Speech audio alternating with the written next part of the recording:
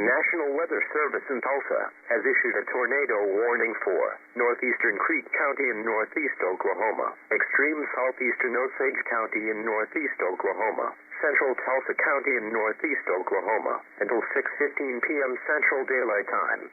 At 5:36 p.m. Central Daylight Time, a confirmed extremely dangerous tornado was located near Sand Springs and moving east at 45 miles per hour.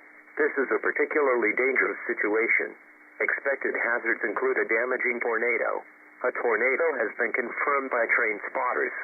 The following impacts are expected. You are in a life-threatening situation. Flying debris will be deadly to those caught without shelter. Mobile homes will be destroyed.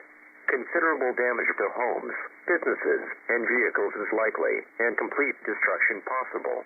Locations in or near the path include Gray and Tulsa. This includes Interstate 44 between mile markers 214 and 229.